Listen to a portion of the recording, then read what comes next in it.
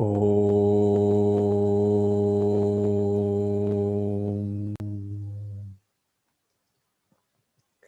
Sahana Vavatu, Sahano Bhunaktu, Sahaviryang Karavavahe, Tejasvina Vadhitamastu, Ma Vidvishavahe. Om Shanti, Shanti, Shanti. May we be nurtured together. May we be nourished together. May we strive together. May our learning shine today. May we not quarrel. What is the aim of this text, which we are studying, the Bhagavad Gita? The aim is twofold. And the reason I'm telling you this is over and over is every time we get the context, it refreshes the relevance while we are listening. So the first fold of the Gita is to show us the final reality. And this means that besides these perceptible names and forms and names, these forms that we then by their perception attribute names onto in order to work in this world, since you cannot call everything one homogeneous content, therefore you have to individuate things by their names according to how they look like, how they sound like, how they smell like, etc. If you look deeper into them, if you take your time to analyze it, this is called Atma Vichara, self-inquiry, then you will see that they all collapse into the one final reality, which in Sanskrit, we attribute the name Brahman. And then we ask, how is this Brahman known? And the answer is, it is known as the most obvious presence, which needs no proof. If there is one thing that needs no proof, it is yourself. No one can tell you that you exist because you just simply do. And this presence is called I am in English, and in Sanskrit, this very same presence is called Atma. So when we say Atma, we're specifically referring to this one presence from the standpoint of the individual. From the standpoint of the total, this same presence is called Brahman. Okay, quick joke. Knock, knock. Who's there? I am. Okay, that's my joke. It's simple as that. So now the other person doesn't have to philosophize on who's this I, you know, let's inquire into the nature of I, and so on. It's just so obvious. Knock, knock. Who's there? I am. That's it. The very presence that I am, that's the one that is knocking. So this I am needs to, is anyone else having audio problems from Andre? Okay, so where was I? I was at the knock, knock joke. Okay, so this means it is very obvious, the person that says I am. And therefore, by this recognition that that same presence from the total is the same presence at the microcosm, which we call Atma, it means that you are the very final reality right now. Because we clearly said that there's only one content. Now, why are people telling me that my voice is crackling? Is it crackling or not? So the second component that this Gita is talking about, we've now covered the final reality, is we have to now bring this final reality back down to earth. And this is the beauty of the Gita. It doesn't keep you high up there, disconnected from everything, cannot relate with people. It just says, hey, wait a minute. In order to actualize this fact that we just talked about in component one, you need to ask yourself, how do you make that fact reflect in your day-to-day actions, decisions, and thoughts? So this means, how do I convert that highest knowledge into mundane living? Because that's where it really shines. If I cannot do that, if you cannot do that, then that knowledge is not firm. It's only firm when it starts to shine as a person in terms of your behavior, your words, how you speak, how you see the world, how you conduct yourself, what kind of responses you have with those close ones to you. That's when it really shines. And therefore, in order to fix this problem of trying to live somewhere disconnected from here, you need to bring one more reality. And that reality is called Ishwara. When you look at this world of forms and names, you see that it is organized intelligently. Nothing is out of place if you look deeper into it.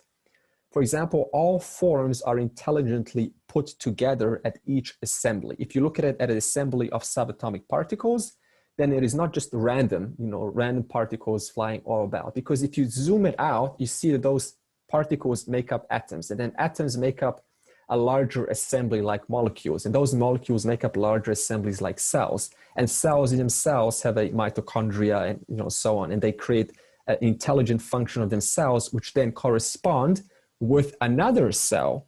So not only is it intelligently put together at every successive level, but whatever is put together has a meaningful relationship with something else at its equal level. Like, for example, atom of hydrogen has a relationship with atom of oxygen. When you have two hydrogen atoms and one oxygen atom, you put them together, then you have something called H2O, water. And not only that, but this water actually helps us with our hydration. So nothing's out of place. There is an intelligence in and through everything. So not only is it intelligently put together, but also there is a intelligence between each and every form. So this means now that you need to incorporate this very fact that I just explained to you, that wherever you look around you, there is intelligence, even breathing right now, and how your lungs are able to capture the oxygen and convert it into prana.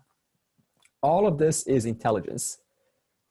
When you start to incorporate this around you, and the question is, why should you incorporate it around you? Because all around you is nothing but forms and names.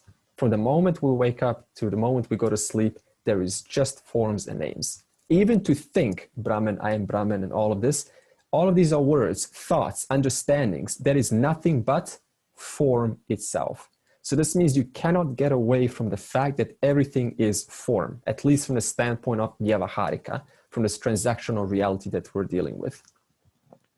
So again, we're not trying to now discard it. We're trying to understand that wherever there is form, that's where intelligence is. And the truth of intelligence is this reality called Brahman.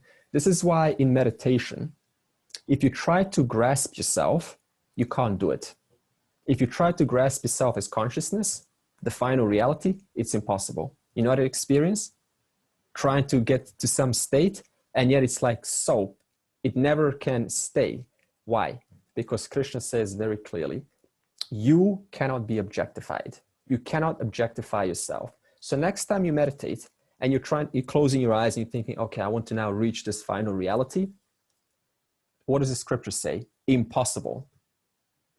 So then how do you overcome this? Next time you close your eyes and you want to, quote, reach Brahman, what do? You simply say, you go into an inquiry mode. You say, okay, so there are thoughts of me, the doer, the subtle body, which is now trying to grasp the reality. What is that? Subtle body, antahkarana, buddhi, manas, and also your emotions, your intellect is trying to do that. And what is it doing? It is trying to work with what we call mithya. What is mithya? Ongoing changes. And what makes that mithya like that? What makes your mithya thoughts like that? All knowledge, all power, called Ishwara. And what is the truth of Ishwara? Consciousness. Therefore, you cannot understand yourself because that is trying to objectify yourself. You cannot understand yourself in meditation because understanding means I'm trying to objectify the final reality inside the buddhi.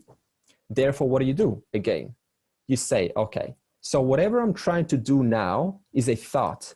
What makes that thought like that? Ishwara, all knowledge, all power. Because without Ishwara, there's no thoughts, there's nothing. And what is the truth of Ishwara? The very awareness because of which I'm able to have knowledge about the entire experience. In other words, wherever there is experience, there is simultaneously knowledge of that experience. That's why we say reality is always, from the standpoint of Vyavaharika, two, if you look into it. Brahman and experience. Satya, mithya. Whatever mithya you look into, whatever changes you look into, you will also realize you're aware of those very changes. Therefore, Satya, mithya are together. Okay. So the question now is, why is bringing Ishwara important into your life? Why not just stay as this final reality and disregard everything else?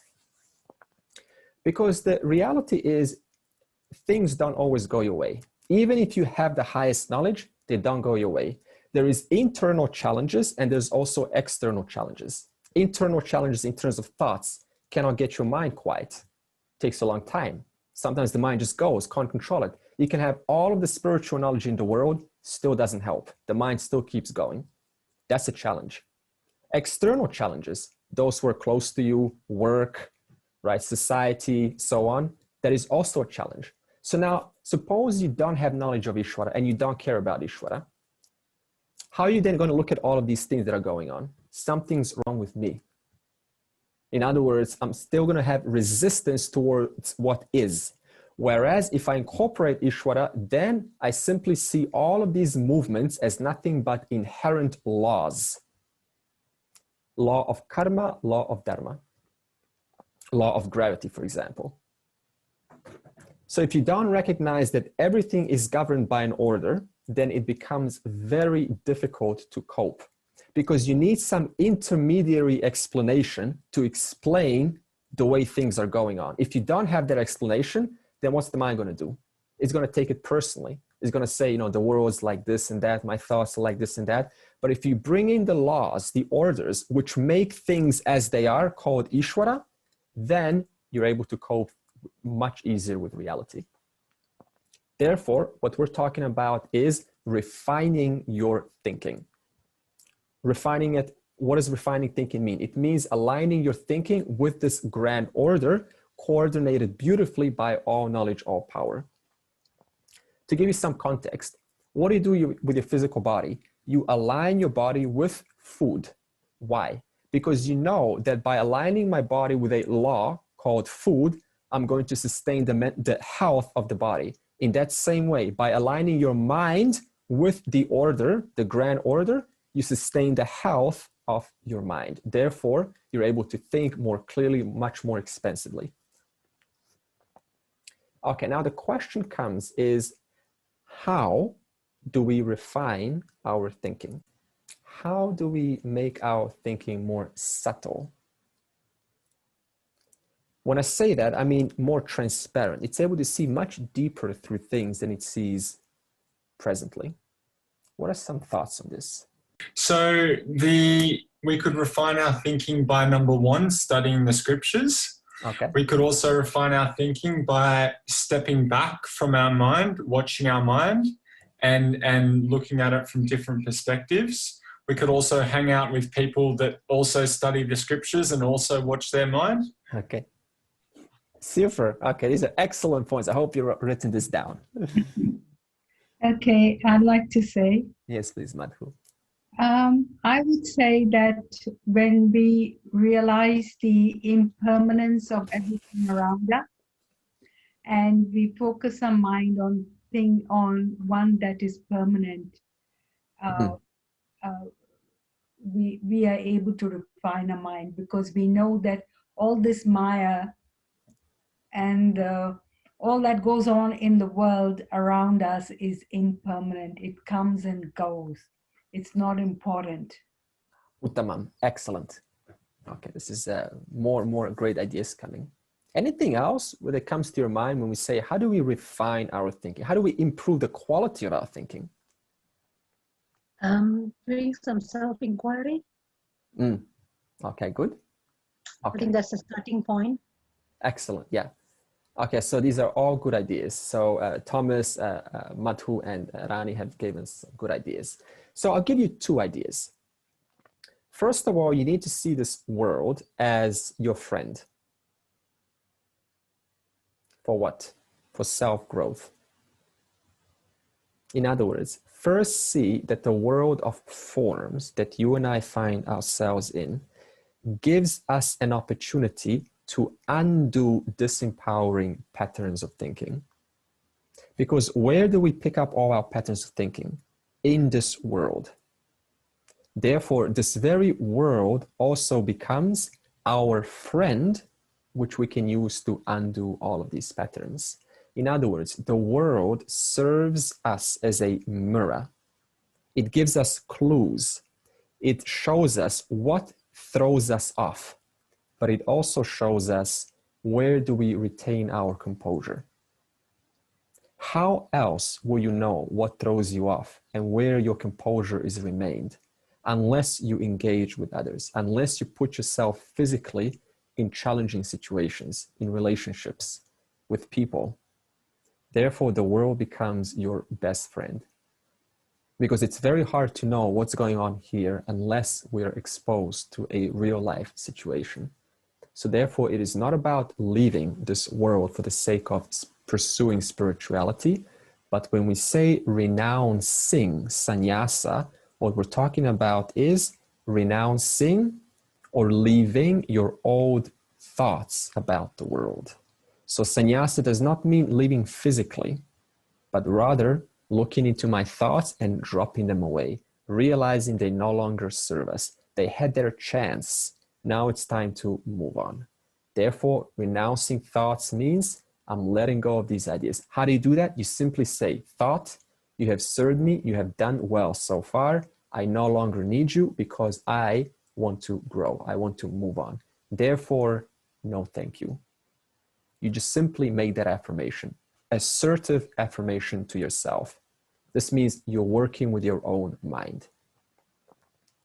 The second way is you need to act deliberately in harmony with Dharma. I brought the word Dharma. It's going to come up a few times in chapter 12. So we're going to address what is Dharma, knowing fully that in chapter 13, it's going to be a lot more detailed. What is Dharma? Dharma means universal values. What does universal mean? It means there's no place where they don't apply. What is a value? Value is something that is meaningful. Value is something that is highly significant. It has a role. To whom? To universal. This means everyone is part of this role. That means no one's excluded from universal values. So universal values, which are commonly sensed by you and I, by everyone, and are accepted, and those values form the basis of behavior in our society. For example, you go out right now, are you going to be afraid of someone just coming behind you and just, doing something nasty? Generally not. Why are you not afraid generally? Because much as you don't want to be hurt, you don't like to cheat, you don't like to lie, you also know that others don't want to hurt, don't want to cheat, don't want to lie. If there was no Dharma, you would not even want to go out of your door because you would be worried about your neighbor who's trying to take out their anger onto you with some nasty method. Therefore, this Dharma is what forms the basis of society in the past, present, and future. So regardless of where you come from, of what you believe or don't believe, these universal values are endowed in all of us. The problem is not the Dharma. The Dharma is always there. But the problem is we ourselves struggle to adhere to these universal values. It's easy to talk Dharma, but it's something else to be consistent with them. For example, suppose there's a government official, and this government official has an opportunity to accept a bribe, because in order to receive a large amount of money, which is going to help this official for his campaign, and no one's watching, it's very hard to say no, because the officials will say, well, yes, it's going to help me in my campaign. I need the money, and I'm going to accept the bribe, therefore. So then the justification starts to come in. So in other words, simply saying follow Dharma is not enough. We all say follow Dharma, unless you see the enormous loss in not following Dharma. That is the only way you're going to follow Dharma, these universal values, by recognizing the enormous amount of loss and pain that comes through the course of time, that collates one by one, layer by layer, and then the pain that you yourself, the one who is violating it, are going to have to go through. And this pain can go in a form of impure mind, which is unable to ascertain the final reality. It comes in a form of especially not being joyful, not being cheerful, not being open, being closed, being skeptical, being hesitant. All of these conditions are a result of not following Dharma in the past. So if we don't act in this harmony with Dharma, then again, what's going to happen? It's going to come in a form of guilt. This is why when a person lies, what comes after, whether they admit it or not? A form of guilt. So guilt is a feedback mechanism from this universal order that tells you this universal order has been violated. Therefore, I need to now trace, why do I feel guilty? Okay, I feel guilty because I've done that. So then I go and assess what I've done, and I make sure, has that been compliant with what we call ahimsa, non-injury? Has that been honest? Now, I know you're going to bring up a question, right? You're going to say something like, well, sometimes I do things that are right, and then I still feel guilty. So this is why the mind is not so black or white. You know, the mind is so sophisticated. It comes up with stories. Now it's sort of, you know, for example, you grow up and then there's this association that you always need to serve someone. And you sort of grow up with that. Like, I always need to be there for someone. And finally, as a grown up, you for once say, no, I want to take break for myself. And you really mean it because you need some time for yourself to think. And then you go in your room and you feel guilty. So you've done something right. You have helped yourself and you still feel guilty. So this means you have two steps now, not only to trace back, why do I feel guilty? But then to go second layer and say, could this guilt be coming from some associations from my past, from this life that I've created? So that's two things to do.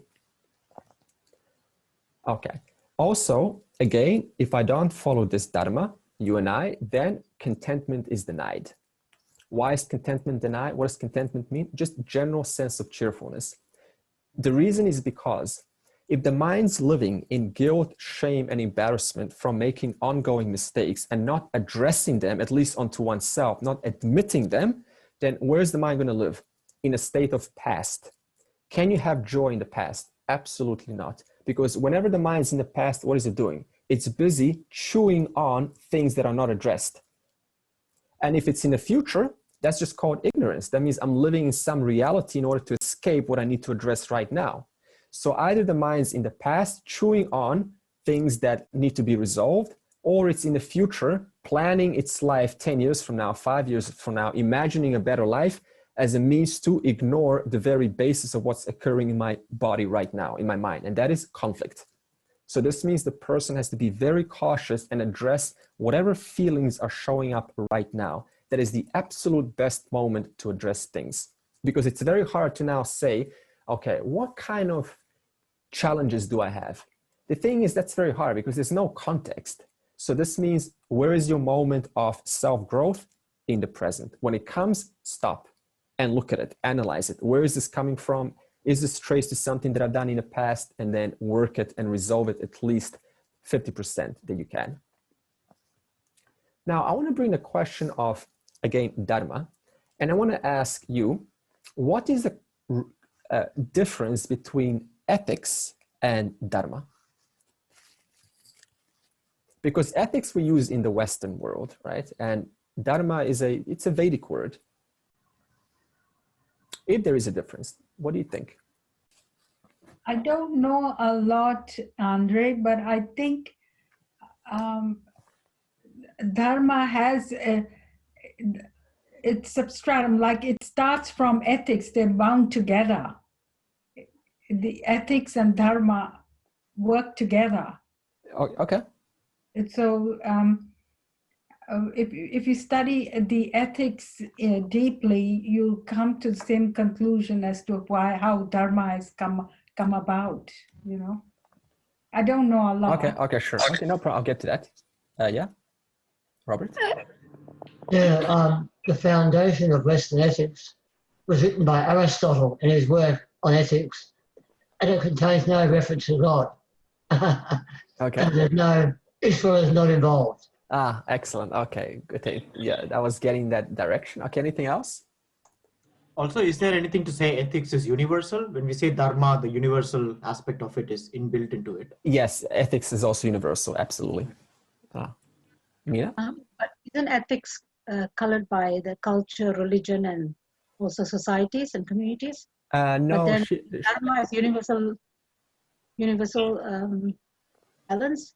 no, Rani, I would rather stick with what Shiva said. Ethics, indeed, and also Robert, Aristotle will clearly say that ethics is also that is something generally agreeable across all cultures.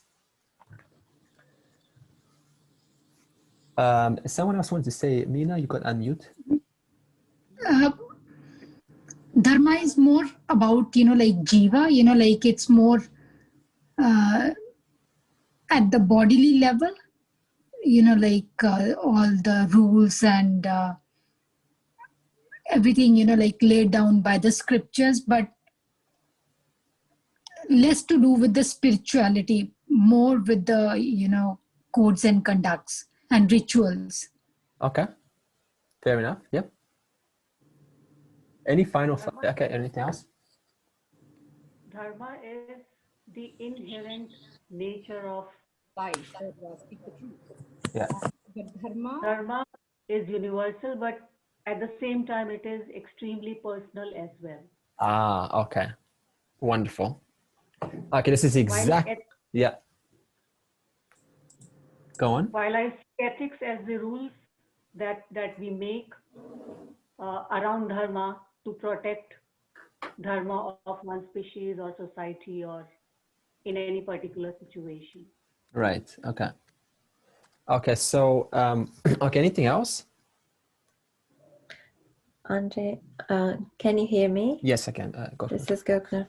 I wanted to say something. It is a bit of a confusion for me to understand Dharma entirely.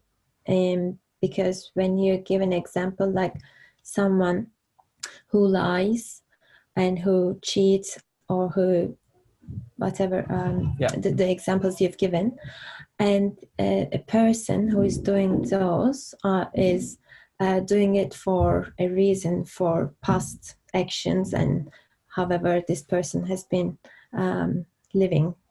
And so, but I think the Dharma is like, if that person is being in pain afterwards and feeling guilty, as you said, they are making their own rules. That's how I think Dharma. So how much this impacts that person creates the Dharma, but it is common across like all individuals. So it is similar to what Mina says, but it is sometimes hard for me to formalize it. This is actually excellent what Gökner is bringing up. Now we're stepping into situational. We need to bring some context to, because Dharma is not black or white. Thomas, did you have your hand up? Okay. Okay, so let me now put this together. I want to bring, okay, so Mina said personal and also universal. So I want to bring Samanya Dharma and Swadharma. And Gökner has also said, what happens if, is it adharma if you don't know about Dharma? If you're just being conditioned and trained to naturally be dishonest? Can it still be adharma then? Yes, it is adharma. However, it has a different set of papa than if you know about Dharma and on the basis of knowing, then you use it to twist it and then to convince people. For example, the person says, I'm poor, I don't have any money, help me, I've got, and then, carry a child with them, to make you guilty. And so they're using this intentionally. They're using Dharma, twisting it in their own way to cheat and lie. So they're clearly aware that something is being done that is dishonest. However, what if you just sort of like, totally oblivious, like, you just don't know and you just sort of, you don't have the facts and you think what you're saying is true, but it's actually false. Can that be adharma? No, that's called ignorance. that is going to have papa karma, but a different kind of papa karma, sin, than the one that's in the example of intentionally causing you to feel guilty. Okay, now further, I want to get to these specific examples very soon. Okay, so ethics. What is ethics? Ethics is absolute values. And I think some of us already said this. This means it should be like this, period. That's how it is. So ethics has a sense of rigidity, black or white. It's like this and it's not like that. And you got to stick by that no matter what. So ethics can make the person sometimes highly critical because you're stuck in this black or white way of thinking and you cannot see a way around it. So it paralyzes the person. And the paradox with ethics is that the more you want to abide by ethics, the less likely you're going to do that. Because life is telling you something else. Life is saying you can't, you need to slightly change, you need to slightly even bend to adharma in order to get through. And yet ethics says you can't. Whereas dharma accounts the immediate situation. This means I account what is going on right now. So dharma is flexible. It is not rigid, unlike ethics. And one note that I want to put here is we do call dharma ethics, by the way, but that is only after understanding what dharma actually means. So yes, I will say dharma is ethics, but I will redefine what dharma is. So then when I say ethics, you also now link it to dharma properly. Okay. Now, dharma has two types. The first is samanya dharma. This is universal ethical values. This is where ethics also matches, gets a tick for that. And the second is swadharma. Swaha literally means your own in Sanskrit, swaha. So swadharma is a compound. So your own personal dharma, your personal duties on the basis of your situation in life, not someone else's, but yours specifically, not your wife or your kids, yours specifically. So this means that you have a unique place in this world. And this unique place needs to be in line with your duty, your talents, your skills, but also it needs to adhere to samanya dharma, which is universal ethical values. For example, all of us have different roles in life, no doubt. You're a mom, you're a father, you're a wife, you're a husband, you're a girlfriend, boyfriend, you're an employer, you're an employee, you're a friend. So we play so many roles just in one day. If not one day, then just 1 week. But each role that you play, what goes in the mind? I am deliberate in my thinking in order to avoid hurting. So this means as a father, I am deliberate in my thinking and I do everything I can to sustain the well-being of the child. As an employee, I am deliberate in my thinking. I do everything I can to sustain the harmony between myself and my colleague. As an employer, I fully do my job as an employer. I give authoritative, instructions, what needs to be done. But through all of those actions, what does the individual do? They're deliberate in how they conduct themselves with the other person, according to samanya dharma, to the universal ethical values, which mainly consists of non-injury. This means I do what I can not to injure the other person. That's why we say deliberate thinking. Why can we not make dharma absolute? Because I said dharma, okay, so ethics is absolute. Dharma is not absolute. You're gonna ask, why is that so? The reason is because the world itself is not absolute. Everything in this world is relative. However, despite that, this world which consists of names and forms, this relative world which consists of laws and orders, still adheres to this certain ethical order, certain standards, which we call samanya dharma. So it doesn't mean now that the world is relative and it cancels out samanya dharma. But in the presence of samanya dharma, the world of forms and names, orders and laws are. For example, now let's make this more concrete.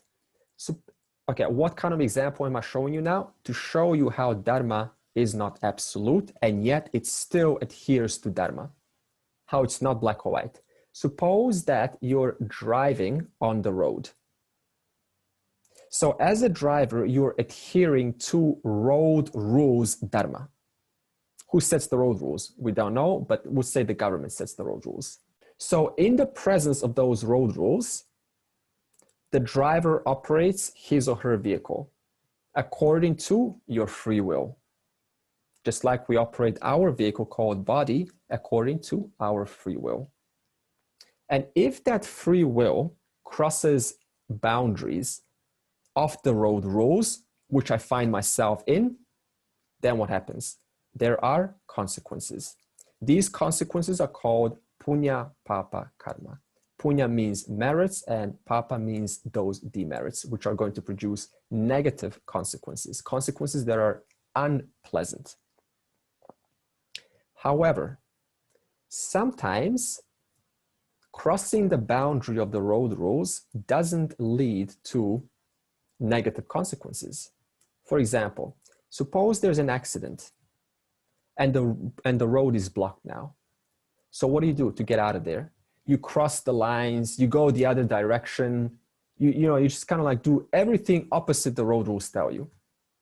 Is that a negative consequences? It is literally, but is it on the basis of situational, what you have to do in the situation? Absolutely not. Because what are you doing? You need to get out of the situation. Otherwise, you're stuck there causing more traffic. And the only way to get out of that, huge a car pile of mess is you need to cross the lines, you need to break the rules, go the other opposite direction in case the explosion, is going to get you. Does that punish you? Absolutely not. Why? Because you are applying what's called situational ethics. And yet still it is complying to samanya dharma. So why are you turning back and crossing the lines? So that more don't get, doesn't create a bigger traffic jam. So in other words, you are accounting the basis of this samanya in your apparent opposite of dharma, in your apparent actions of breaking the law. So is this clear? What we mean by situational dharma, how it cannot be black or white? The other example is typical is Arjuna was asked to wage war by the Lord himself, by all knowledge, all power. He said, go and kill, go and spill bloodshed, technically commit murder, a lot of it. And not only to those to people who have not done anything. Not like they did something, but they haven't done anything. They're like innocent. And what does the Lord say? Go and kill them all. Again, it is not black or white because they just happen to find themselves on the side of Duryodhana. Therefore, and if Arjuna does not take care of the situation, then who will? And he's the only one, his swadharma is the only one capable of resolving this conflict. Therefore, what does the Lord say? Go and adhere to samanya dharma, to the universal order, by killing them all. So it looks like apparently I'm breaking the law, but what am I actually doing in the long run, in the big picture? I'm actually retaining the harmony of existence. In other words, dharma accounts the entire whole, the past, present, and the future. It means that dharma requires a highly refined mind, because you need to get out of this black or white thinking, like, okay, well, I need to do this, I can't lie, I can't cheat. Sometimes you do need to lie, sometimes you do need to cheat, and I'll get to those examples. They may be a little bit controversial, but we need to bring the elephant in the room and to show you how it is impossible to be 100% honest in this world. Because just to be born on earth is what? Mixture of dharma and adharma. Can I ask a question? Yes. This particular example that you mentioned is perplexed me forever in terms of the Lord asking Arjuna to go and do his duty of killing relatives and other people and whatnot.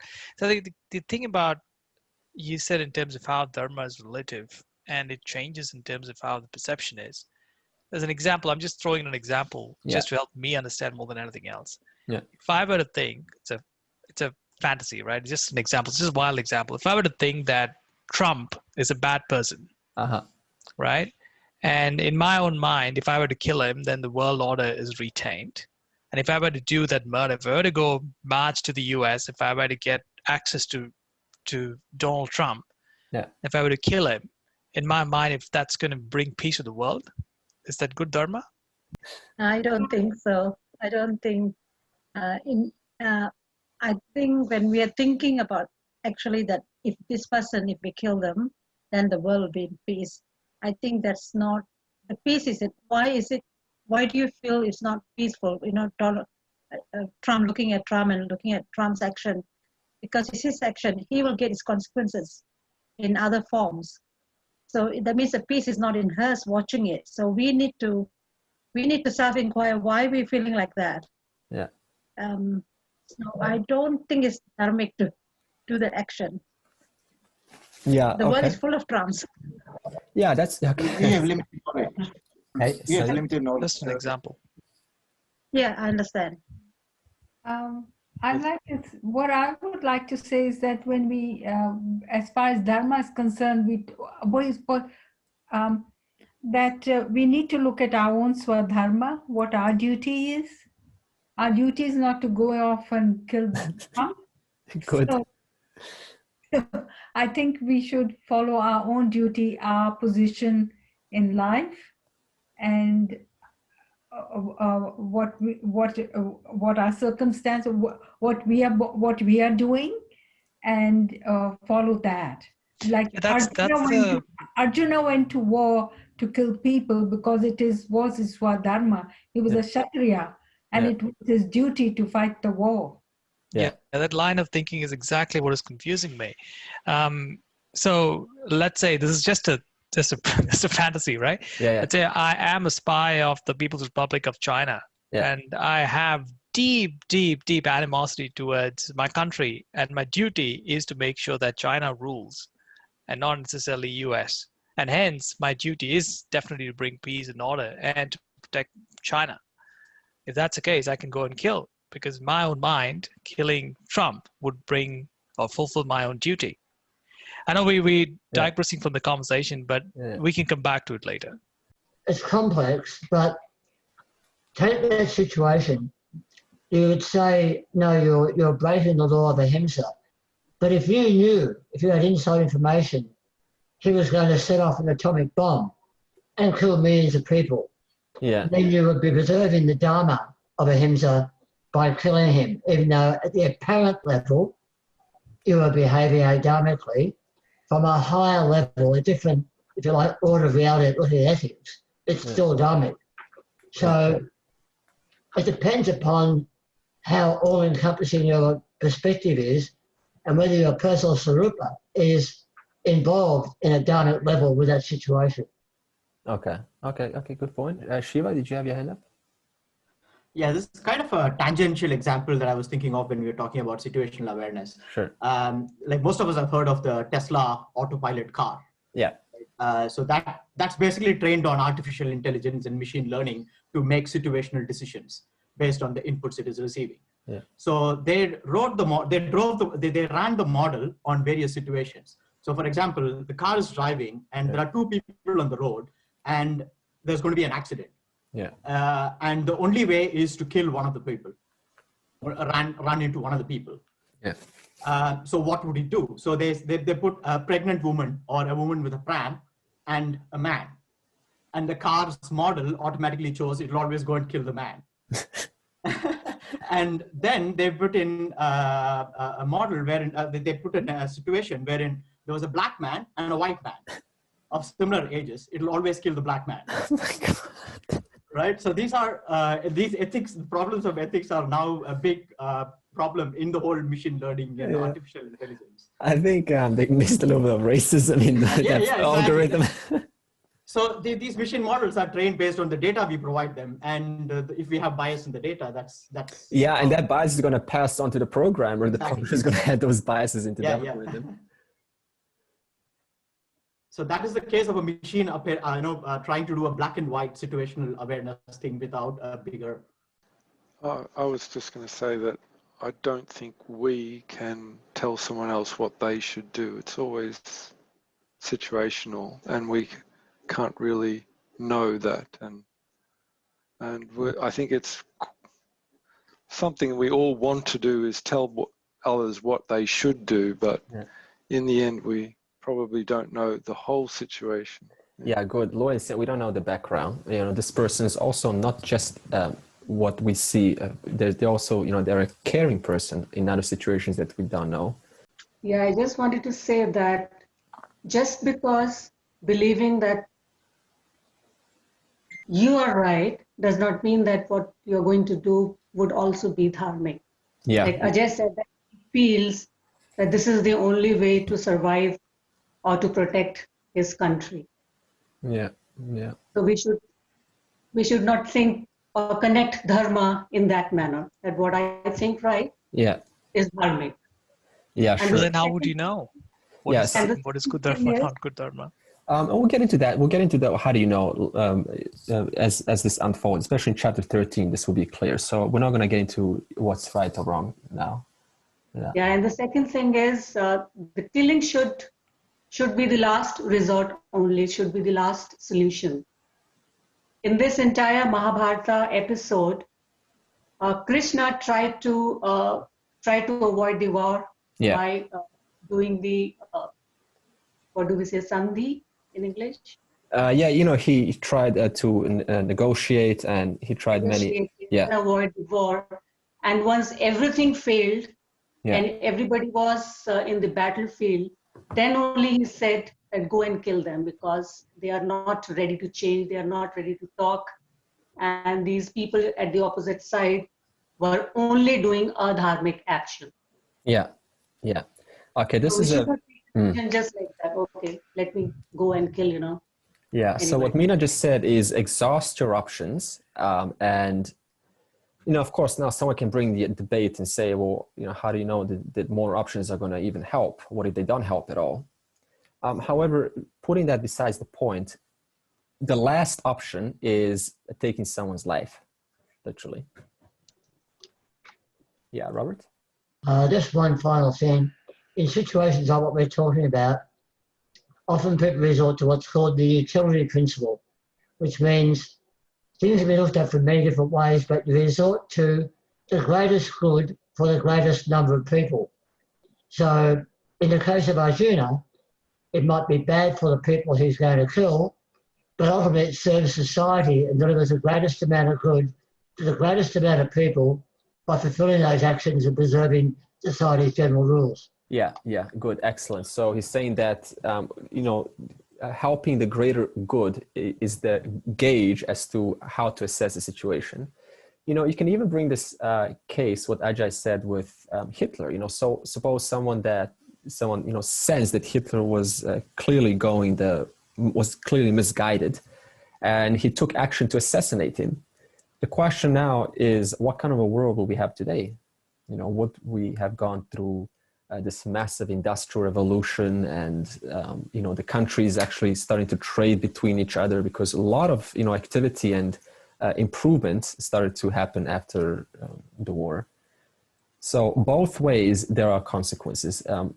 We just don't know which, whether killing or not, how that would affect, because we just don't have all the information. It may do nothing. It may even create a larger resistance.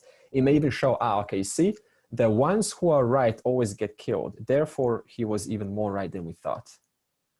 That can even happen. Often that does happen. So getting back to the topic of Dharma, what the Vedas say now is that this Dharma is a law. So in other words, it cannot be disregarded. Just like gravity, it's a law. You cannot, whether you believe it or not, it is there. So how do we now take this in a form of intelligent thinking, knowing that Dharma is a law? First of all, you need to ask, if Dharma is a law, when I say Dharma, I'm talking about Samanya Dharma and Swadharma. If that is a law and I am oblivious to it, thus I disregard it, can I actually circumvent the consequences just because I don't recognize them? No, you cannot circumvent the consequence. So this means you need to get educated. It is in your good to get educated about these very laws. And the second is you need to understand, because it is a law, it means that every cause, no matter how small, minute it is, it produces an effect. everything counts. Smallest thinking action, it produces an effect. That's just the law of karma, cause and effect. So following this dharma, first of all, has nothing to do with appearing like you're a good person, to get that straight. In other words, it's not about appearing like you're a good person in front of people, how you're always content and never lose it and always able to hold your own. This is actually called dishonesty, right? You're trying to put on a facade, whereas the real person wants to express their emotions. So we're not trying to put a facade of dharma in front of our close associates, because that actually hurts you. You're not being honest to yourself and to the other. You're hiding by putting on what you're not feeling. You're not being congruent. Okay, but rather, instead of putting a facade, you're simply understanding. It is in my good to adhere to dharma because I don't want to get burned. We just said, for every cause, there's an effect. You cannot circumvent the consequences, no matter how hard we try, because we're not the creators of this universe. So again, what if you don't recognize dharma as a law? What's the consequence? By following dharma, then if you see others violate it, right? So suppose you're a good person and you see other people violating dharma, what are you going to say?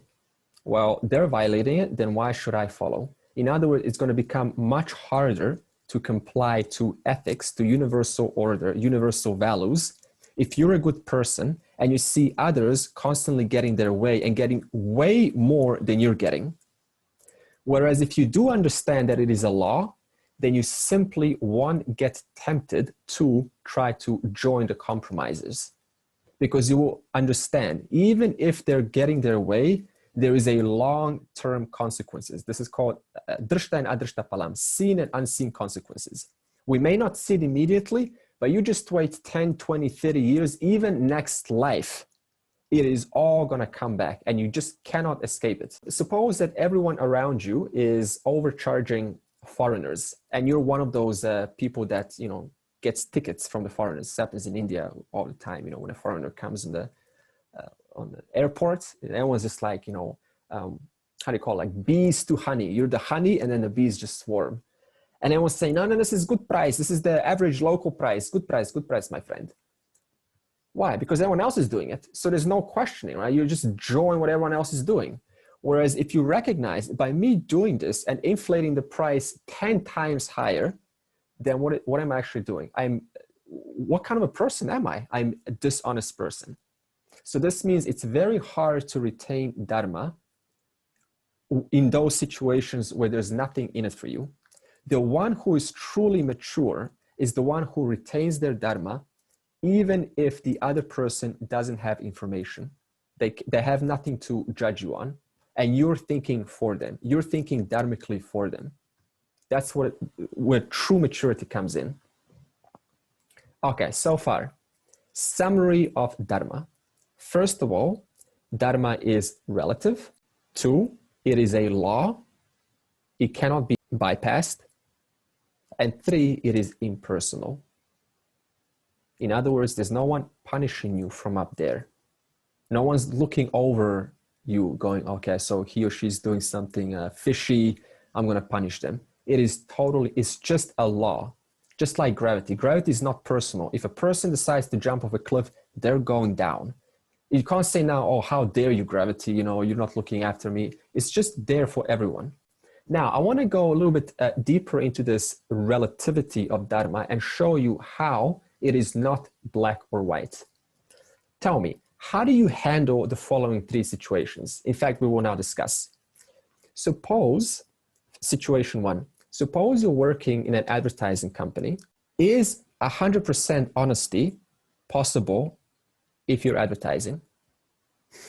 No, because no one will buy. Therefore, no one's going to benefit from the product.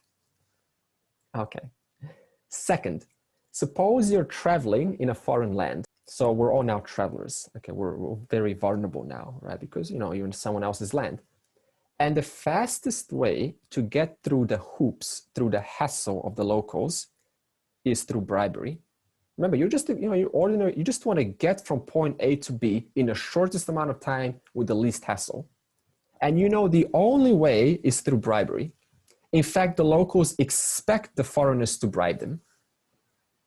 Do you join in? Example number 3. Suppose you find yourself in a job right now. Is that job 100% congruent with Dharma? No. Impossible. So does that now mean you should all quit? No, of course not, because that's going to produce so many consequences from then on. What to eat?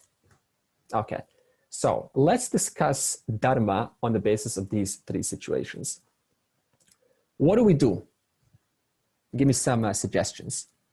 There's no upper limit. You can have like, so probably we need to decide on what is the bare minimum to survive and feed you and your family, and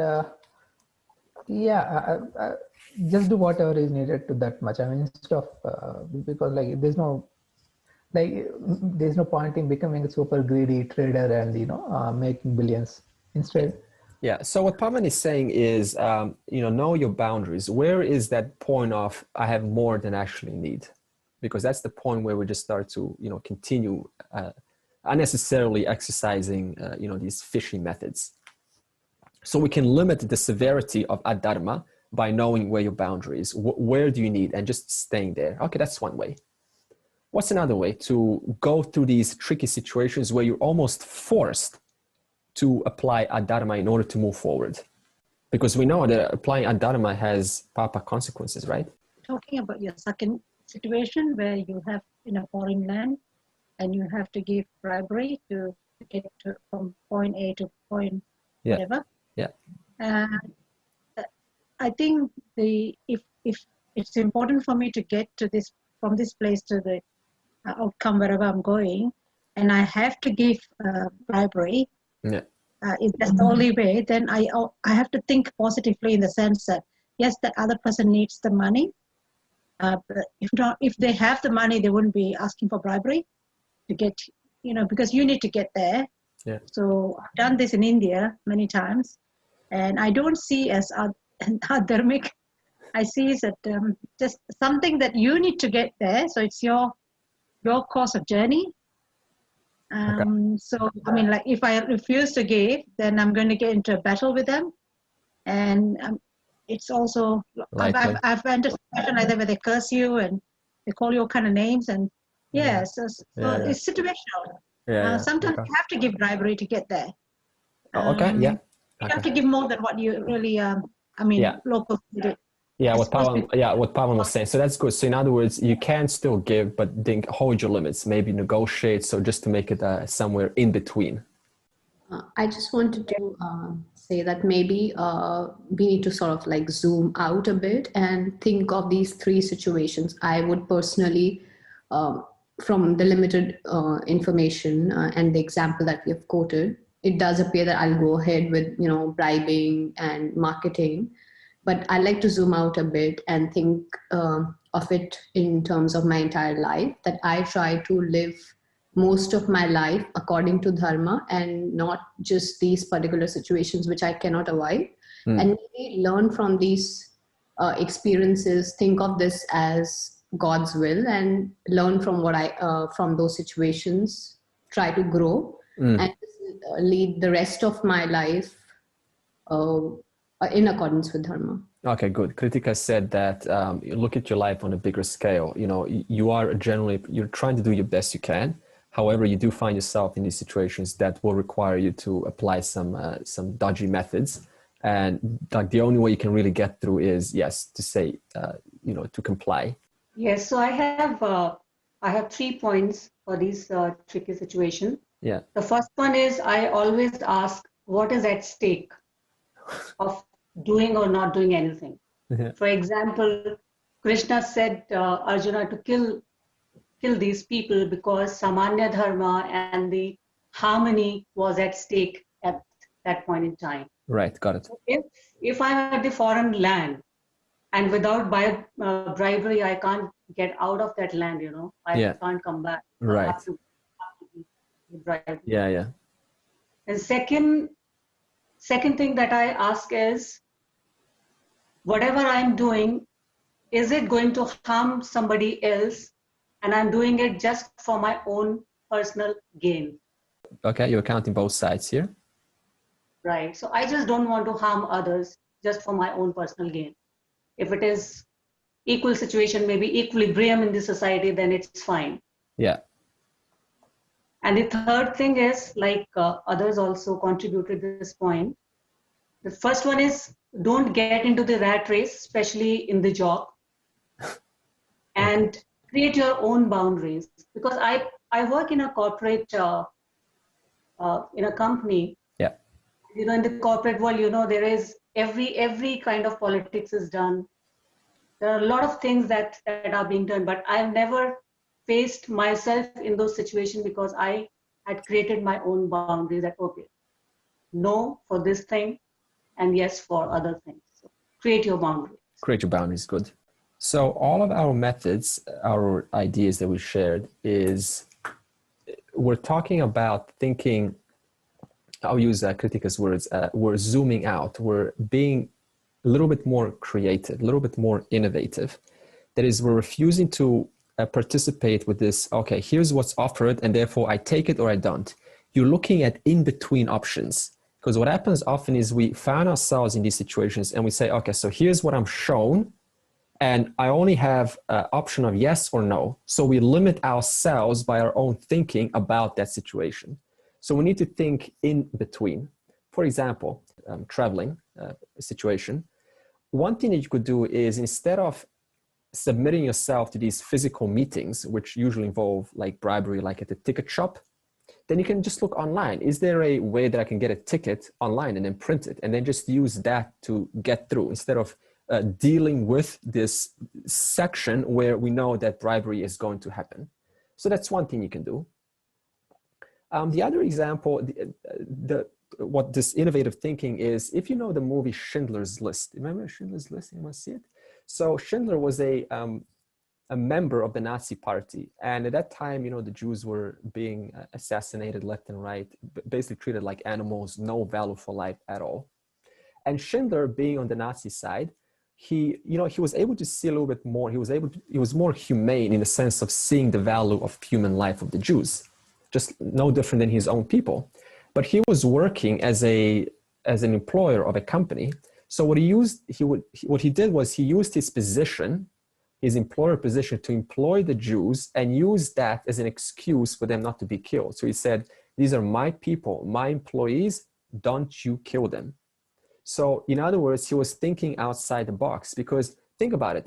Suppose you find yourself and you see, you know, mass murder all around you, and you're in that same party, and you say, oh my goodness, this is terrible. What do I do? Then you say, wait a minute.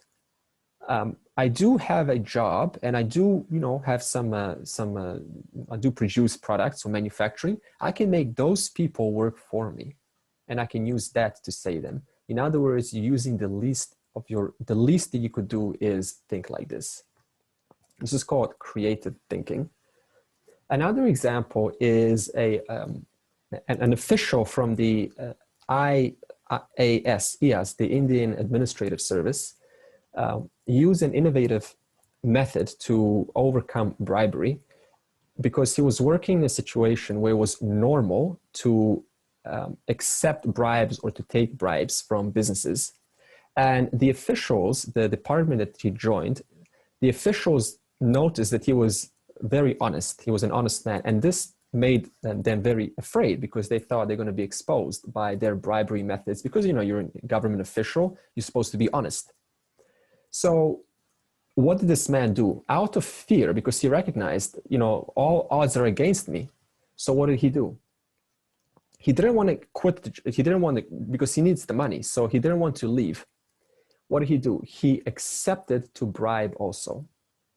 Okay, you say, okay, that's a start. Now what? What did he do the next day? He went to those businesses from which he took the money, and he secretly gave the money back to them. And he said, give this money to charity. So every day he accepted bribes. So he keeps his associates happy. Like, here, see, I'm also bribing. Next day, he goes to the business and hands the money back to them. So this is the innovative way of how we can think in between and yet still participate in this world which consists of both dharma and adharma. There's always something that you can do. So it's up to your thinking. What's the conclusion so far about our conversation? First of all, if you're 100% firm in ethics, rigid, impossible to move forward in life. In other words, being 100% compliant to dharma, unfortunately, you're completely paralyzed from doing anything. You're just stuck. Can't get a job because you're trying to be honest. Can't lie just for the sake of keeping someone happy. So you tell them everything and they constantly get angry because you're so honest. So sometimes even saying something to keep them temporarily from blowing up, even that is useful. For example, I know that in the Navy, when the sailors, when they're in the submarine for 6 months at a time, that's a long time, right? Now, what happens is they have no contact with the world. Now, suppose one of the parents of those sailors dies. You know what the Navy does? They don't tell the sailor. In fact, if the sailor asks, how's my family? What does the Navy say? Everything's fine. We got contact from your mother and your father. They're all healthy. Why do they not say the truth to the sailor? Because if they did, what good is it going to do if the sailor is underneath the submarine for months at a time? It's going to lower the morale of the sailor. And that sailor is going to lower the morale of every other sailor in the submarine. They simply cannot afford that. So what do? They tell the truth once the submarine is at bay. This is another situational example of dharma.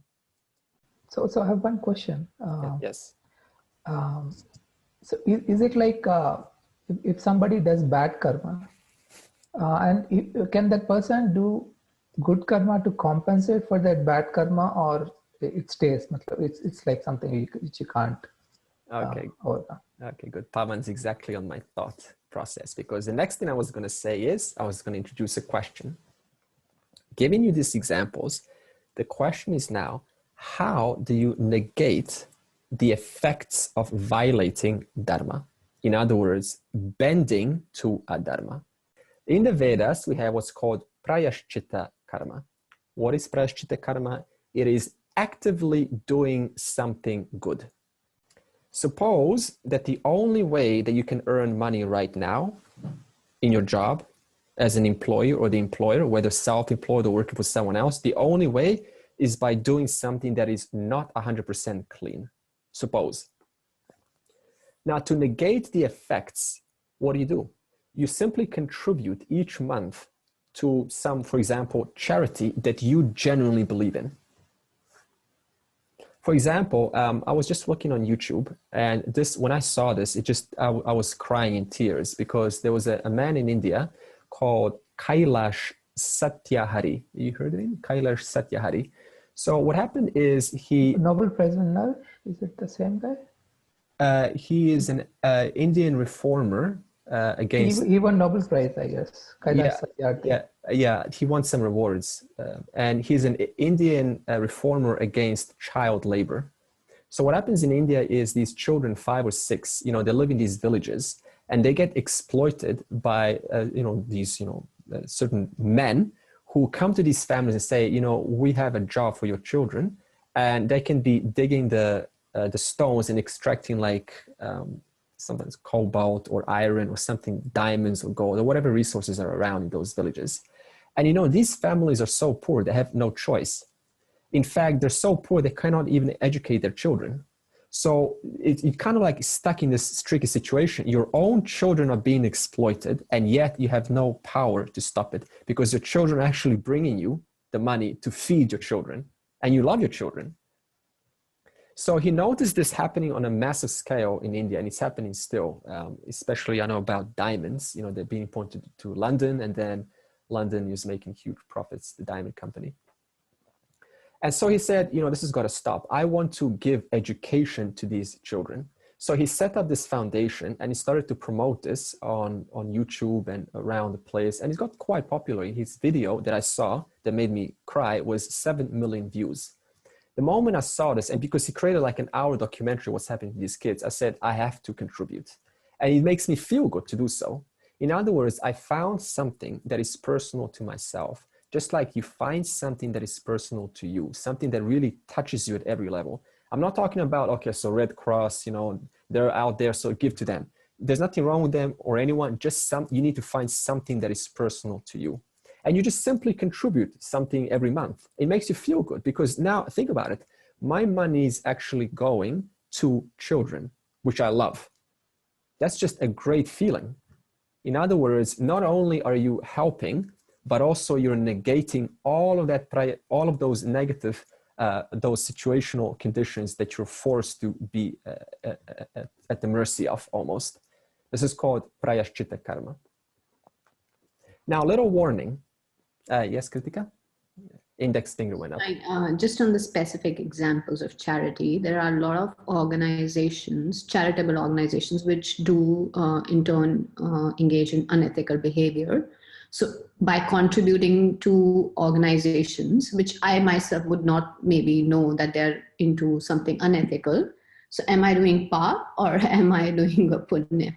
In your case, you would be doing absolute dharma. That would be punya karma on your side because you're doing the best you can with your limited knowledge. You don't have all knowledge. So from your standpoint, it is actually punya karma. But from their standpoint, it is actually papa karma because they're getting resources for further exploitations. And who suffers? They're going to suffer because of that.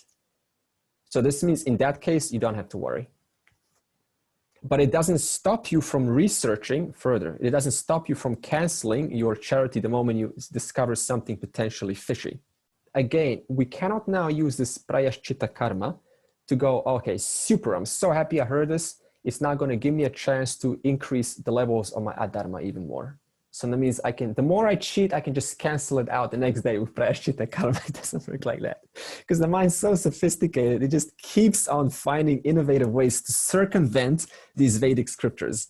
Okay, why not? Because it is Ishwara's system. No one can cheat the grand order, right? You're not the one that runs the system.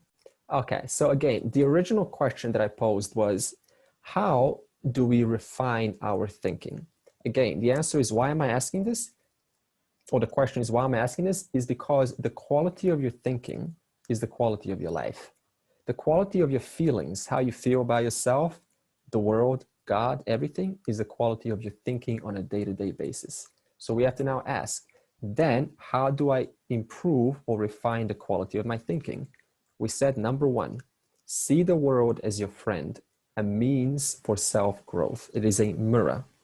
And number two, act in harmony with the grand order called Dharma. Okay, so now this is going to bring another question. We're talking about thinking here, refining your thinking. You're probably going to ask sooner or later, what role does intuition help or have in making thoughtful decisions, thoughtful, educated, informative decisions? Because intuition, we cannot discard. So we have to now ask, what is intuition? Accumulation of previous janmas, can we say that? What? A knowledge that was accumulated from previous lives. Okay, knowledge from previous life, good. Is it Dharma speaking to you? Dharma speaking, okay, yeah, I'm going to put that, okay, excellent, Dharma speaking. And natural intelligence. Natural intelligence. Okay, I'm going to put this in also, natural intelligence. Yep, excellent. Just a response to learned patterns. Just normal response to learned patterns. I'm going to put this in what Pavan said, knowledge from the last life. So also knowledge from this life. Learned response, learned response. Okay, so we got learned response, knowledge from past lives, also knowledge from this life. We've got Dharma speaking to you, excellent. And we have natural intelligence, which I will also put in category number one, learned response, except it's obviously assessed. Okay, what else is intuition? It's kind of a reflection of yourself. It's a barely discernible, tangible evidence of the Brahman kind of reacting through you. Okay, good. Okay, so I'm going to put this category number Brahman. I'll just say Ishwara. Ishwara acting through me. Excellent. Okay. We've got more than enough intel here. Anything else? Okay. I was going to say it's the capacity of your capability of assessing the situation depending on your clarity. Excellent. Okay. Okay. This is excellent put together. So capacity to reflect. Wow. A lot of good knowledge here coming. Access to a level of consciousness beyond analytical thinking. Good. Okay. I'm going to also include that. Oh my goodness. Too many things to talk about. Okay. Andre. Yes. Intuition is a gut feeling. You can be wrong as well. You can be wrong as well. Even better. Oh my goodness. Intuition, gut, wrong. Okay. Trying to keep all these notes. Okay. So enough. Thank you so much. Okay. What is intuition? So at times, what happens is without processing any data, like you go through the day, you just go through your business. So without processing any data consciously, you just suddenly receive a spontaneous insight. It comes out of nowhere. You didn't instigate it. You didn't deliberately call it forth. It just comes spontaneously. And it's sometimes very strong. It's got a certain flavor to it. Sometimes it's very sure, bright. It's got a color. It's like loud or something. And this is what we call intuition. Now, the question is, where does this intuition come from? The answer is two sources. And you actually gave me the answers for all of them. So I'm just going to put them in the two categories. The first one is what's called, the first source of intuition is your subconscious mind. All events that you've gone through from birth, you can even say past life, but we'll just stick to this life now. All events you've gone through are stored in your subconscious mind. This is why upon near-death experience or some moment of inspiration, you can have your entire life flash before you. You literally see things in detail. So we know for a fact, and you don't even have to go that far. There are people with a certain brain condition that are able to remember any event whatsoever. So we have no doubt whatsoever that the brain indeed records everything. What you've seen, what you heard, everything. All of this is stored in your subconscious mind. So in this subconscious mind, there are many connections that are made on the basis of all of the events that have happened in your life. And they're all related to past events, which we've been saying. Now, these connections go beyond your conscious knowledge, because if you were to be conscious about them, you'd go crazy. You could not drive a car. You could not be present with a person. There will be so many thoughts going on in the background, what's happened, all of the connections that are being made from yesterday's teaching. You just wouldn't be able to function at all. So this is where the subconscious mind comes in. What is the subconscious mind? That mind which takes the past events and in the background, it chews on it, it processes it, it works on it, allowing you, that means your conscious mind, to operate in the moment. Okay. Now, at times, this subconscious mind outputs a message right now, today, in this moment, to your conscious mind. And this is what we call intuition. It's just spontaneous. So where does it come from? The subconscious mind. So now, why do we call this intuition? The reason is because, number one, we haven't attempted to call it forth consciously. We haven't applied our cognitive mind. So to explain what it means to receive information without using your conscious cognitive mind, we give that a name called intuition. So as Gottmir was saying, actually it is nothing but, what he was saying, capacity to reflect, but coming from the subconscious mind into your conscious presence. And then what is our response? We have two responses. Either we ignore it. Why? Because we're habituated that whatever information is received, it should be on the basis of my conscious thinking. If it's not conscious, we disregard it. That's the first thing we do. The second thing we do is we listen upon it and we act. Those are the two choices. Now, there is a caution. Yes, Shiva? Sometimes we don't even recognize the intuition. Yeah, good. So in other words, I'll get to that now, why we don't recognize the intuition. So there are two cautions to this. The first caution is, who said it? Dave said it. Okay, so he said wrong. Remember that? So sometimes not every connection in the subconscious mind is based on wisdom. Because you made conclusions in the past, but how educated were you in the past? Not very much. In fact, every day we get more educated. So this means the limit of my education was the limit of my conclusion based on the past. And that conclusion now comes into the present when you're much more educated than you were back then. So what does this mean? You receive an uneducated conclusion from the past into the present moment when you're a lot more educated. And then you say, well, this is intuition. Go for it. So what does this mean? It is not always right. It is a 50-50 ratio. Sometimes it can guide you, sometimes it can misguide you because you don't have all of the facts. And the subconscious mind can only conclude on the basis of what you have heard, what you have seen, and by whom you have been taught by. If the person was uneducated themselves and they were your teacher, then whatever they told you, that's the kind of subconscious intuitive thoughts you're going to have in the present moment.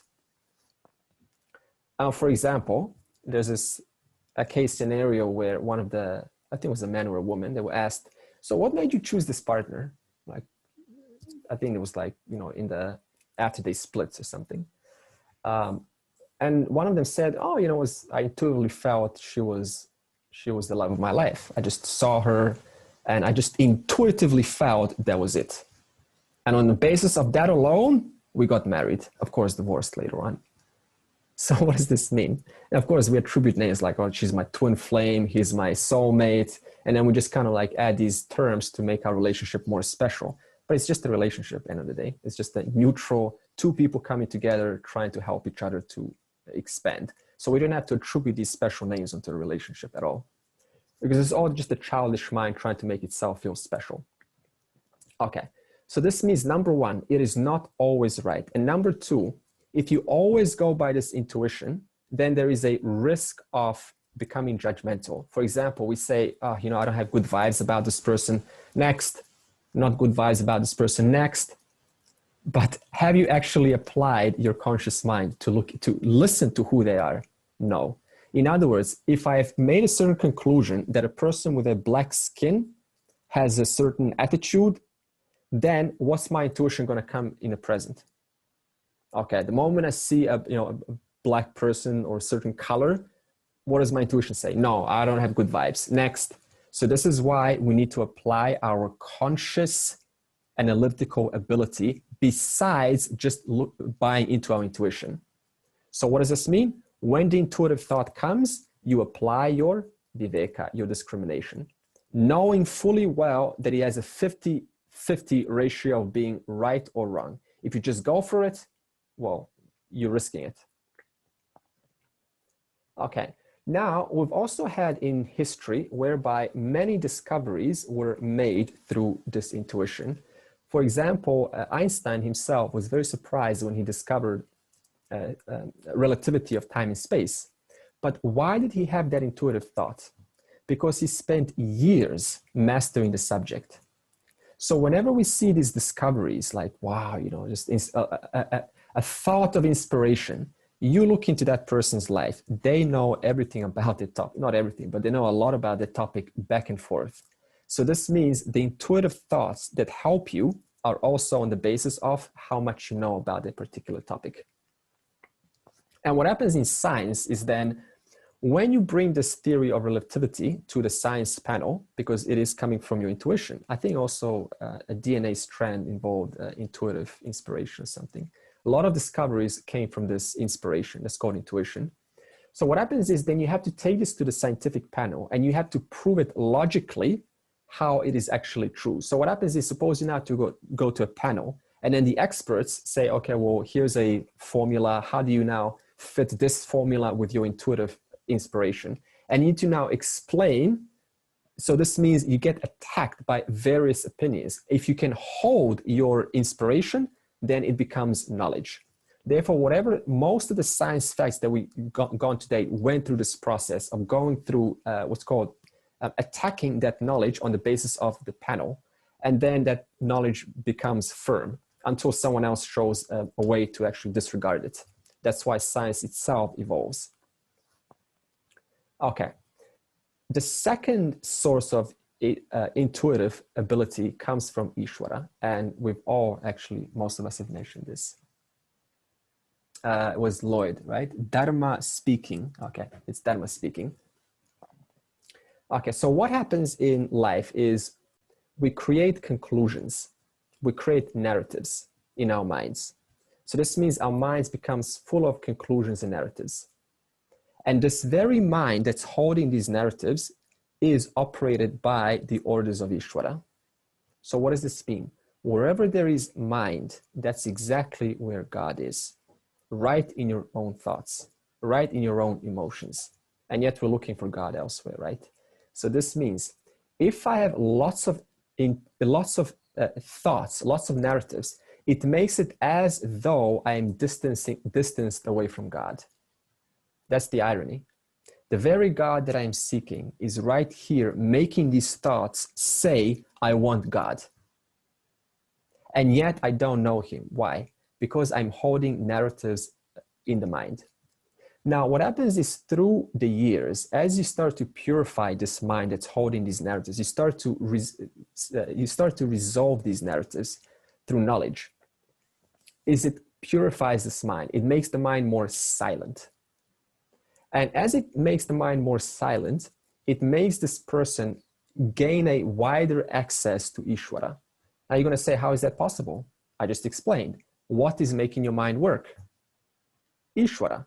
So wherever there is mind, I'm talking about your mind, right now, that's where Ishwara is, in that every single moment-to-moment thought. So this means through a pure mind, you're able to access what's called Ishwara. Ishwara is all knowledge, all power. This is why wise people have a certain capacity to access these thoughts that don't come from their own thinking, but rather comes from this, what's called Ishwara intuition. How does this come? By purifying what's called Antahkarana Shuddhi, purification of your Antahkarana. There's a movie called The Man Who Knew Infinity. You've seen this movie? A man called Ramanujan, he intuitively just received inspiration from he was an Upasaka. Upasaka means a devotee of his goddess or God. And he just received all of these amazing insights, new mathematics that were undiscovered at that time. So Professor Hardy in Cambridge noticed his capacity. So he called him over. And what happened is Professor Hardy wanted to prove logically that this intuition is indeed correct. He wanted to provide a logical sequence how to arrive to this intuitive. So in other words, you had two minds coming. One mind was entirely Ishwara intuition. It was just coming. No reason how it comes, no explanation, no logic, it just comes. But Professor Hardy was totally opposite. He was like, no, you can't just say it is all right. You need logic to demonstrate how to arrive from A to B to C to D. And two minds in the beginning, they were like totally different. Why do you need to know all of this? Just here's the answer. So two minds come together, and what did Professor Hardy do? He taught him that he needs to train his mind step by step to identify what is it doing to arrive to this answer. Whereas Ramanujan taught Professor Hardy, the extremely rational guy, that sometimes you just need to let go from this rational logic, trying to quantify everything. It has to make sense right now. So they were like an extremely awesome pair. And on the basis of this partnership, there's a movie that you should watch, The Man Who Knew Infinity. Okay, so the conclusion, of course, is here that you cannot always go by intuition or rationale, and you cannot always go by your intuition. They both need to work together. That's why I say when the intuition comes, apply a level of rationale, thinking into it, assessing it, and then make your decision to go ahead or not. So this means rational by itself is incomplete, intuition by itself is incomplete. They need to be married together. The summary so far is the pure mind gets attuned to Ishwara, and this is expressed as intuition. You don't know where the knowledge is coming from, but it is still coming. From where? all knowledge, all power, which is making your very mind work right now. Therefore, intuition is nothing but a byproduct of your maturity. So it's not to be used as a highlight. Some people make it a highlight, like, you know, I can read things. That's not the point. It is just there as a byproduct showing you how much you're maturing in the spiritual journey.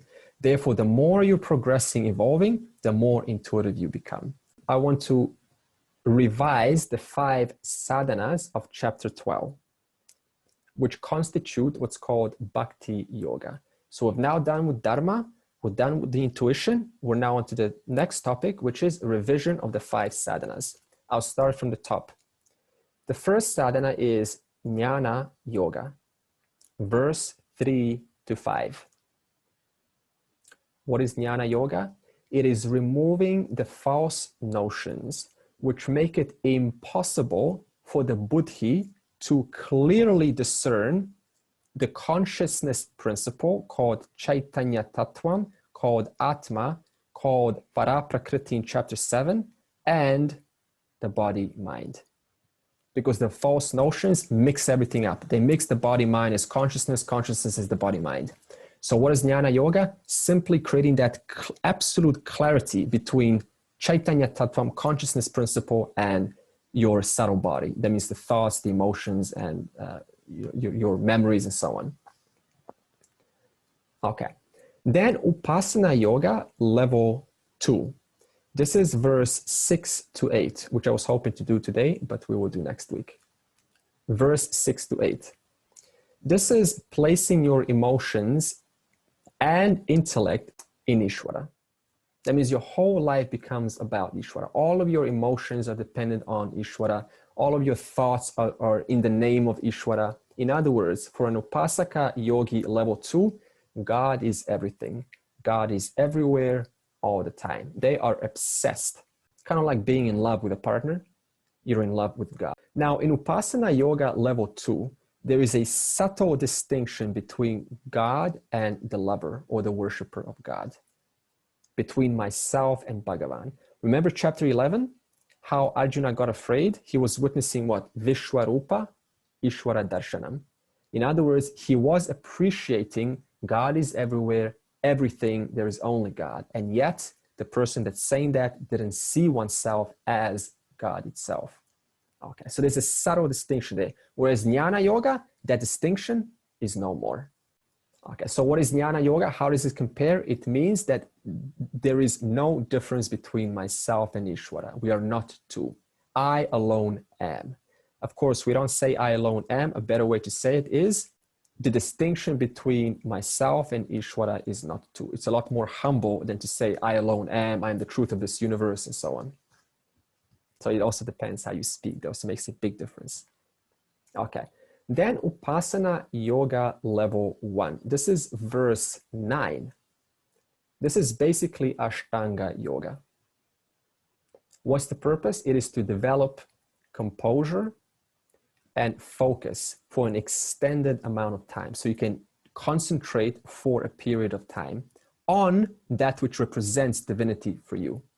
Crucial, because without concentration, there is no depth in life, because depth is only a reflection of how long you concentrate.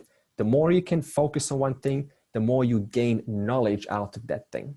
The shorter you can focus, the less knowledge you gain. It's simple as that. Then Karma Yoga level 2. This is verse 10.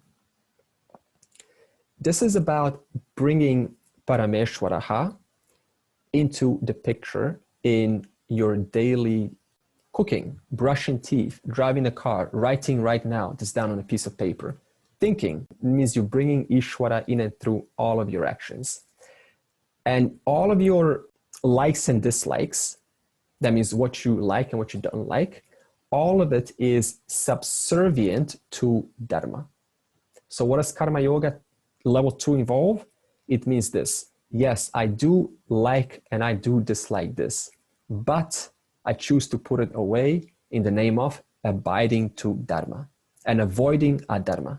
So this is the stage which is not easy because we all want to perform our likes and dislikes. We all want to go, and enjoy and but is it helping the environment? Is it, thinking about the whole? If it's not, then you say no, because I follow Dharma. At the same time, this Dharma, you associate it to Ishwara. If you don't associate it to Ishwara, then it is not karma yoga at all. It is just following Dharma. It's just being a good person. Therefore, what makes karma yoga karma yoga? I associate this Dharma, to which I am subserving my likes and dislikes to, onto Ishwara. That means you keep Ishwara in and through all of your actions. For example, I'll just explain this a little bit more. Naturally, in every moment, you find yourself in situations which demand a response. Yes, to anything. If I ask you a question, you will say yes or no. That is a response. So we're always responding to the world, to everyone, all the time.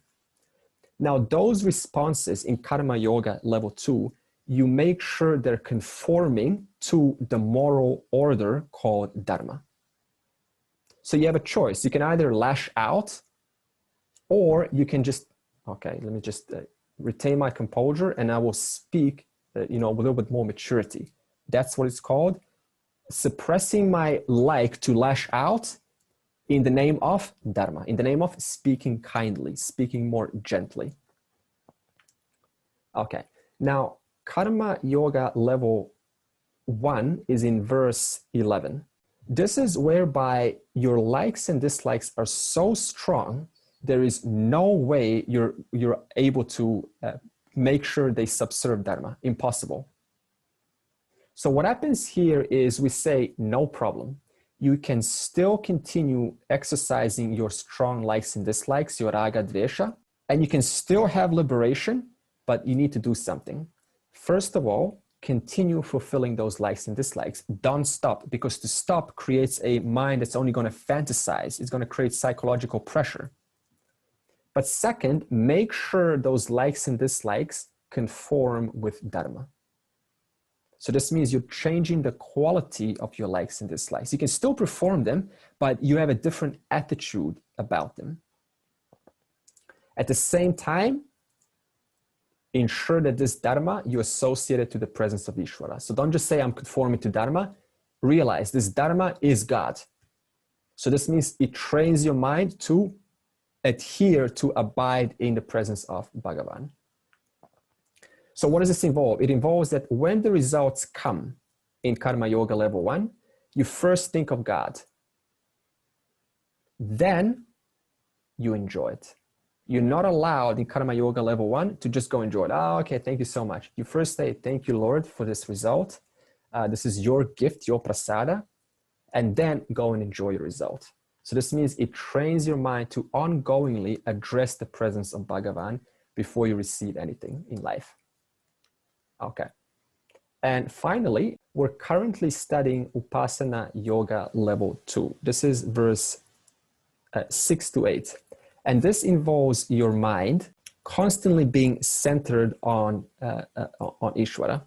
So this means the fact that all around you is Ishwara, you're simply acknowledging that fact. And this world is governed by this all knowledge, all power. Now, the question is, what does it mean to say, center your mind on Ishwara? Because that's what Upasana Yoga level 2 involves. What does it involve? How do you live by centering your mind on Ishwara? So the crux of the teaching in level 2 Upasana Yoga is you must match your Sankalpa and Vikalpa. So now you're going to say, what is Sankalpa? Sankalpa means your most wanted goal, your chief aim, your primary desire. For example, my primary desire is increasing or having an ever-growing clarity. I want to be in a place of no confusion. The world is transparent. That is your primary desire. Now the question is, why is Sankalpa necessary? Why do you need to have a goal in life? Because what is the nature of the mind? It is whimsical, capricious. It goes all over the place. So this means it has wills, desires, wishes, fancies. So if I don't have a goal, then where's the mind going to go? Towards wills, wishes, desires, and fancies.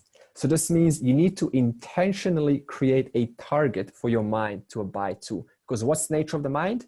It's whimsical, it's random, it's not you. You don't have a problem. It's just the nature of the mind. It simply takes on whatever is in the environment and then it puts its focus onto that. Then what is vikalpa?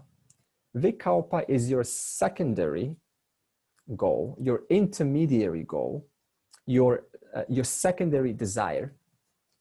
So if your main goal, sankalpa, is to make a dinner, then what are your secondary goals, vikalpa? Cutting the veggies, washing the dish, maybe sweeping the floor, right? Cleaning the sink. So all of these vikalpa are in the name of fulfilling the sankalpa. Okay, so again, before we close, what does it mean to say sankalpa and vikalpa must match? It means that all secondary goals, that is vikalpa, become subservient to the primary goal, that is sankalpa. For example, the young man, an aspiring young man or woman, has a goal, a vikalpa goal, to become a doctor. Why? Because for the sake of serving mankind. That is his sankalpa. However, the young man also has another desire, and that is to become a politician. So this means he's got a second desire, another vikalpa. Why? So that he can serve mankind, sankalpa. So whether it is becoming a doctor, vikalpa, or becoming a politician, vikalpa, it is for the sake of serving mankind, sankalpa. So this means he's channeling all of his or her efforts into that one primary goal. This means you need to be clear what is your goal. If you don't, the mind's going to not be available to yourself because it's going to be addressing the so many thoughts that keep coming and going. And finally, what does this mean for you and I, the Bhakta? It means that you need to entertain conducive thoughts and distance yourself from thoughts that are not conducive. It's simple as that. That means, what are those things that make me move away from my primary goal? What do? I change my relationship towards it. You don't have to distance yourself physically, but you change your attitude towards it. For example, suppose you want to be slim. What do? You distance yourself away from the cake shop. You simply don't look in that direction because you know what's going to happen once the mind sees the cake. It's going to carry that trail for hours and you're likely going to submit to that cake. And secondly, you simply continue exercising. So in other words, I'm distancing myself away from what is not conducive and I'm coming closer towards what is more conducive, the exercise. Now, next week, we will see what Krishna has to say about Upasana Yoga Level 2. Om Sarve Bhavantu Sukhinaha Sarve Santu Niramayaha Sarve Bhadrani Pashyantu Ma Kaschit Dukha Bhag Bhavet. Om Shanti Shanti Shanti.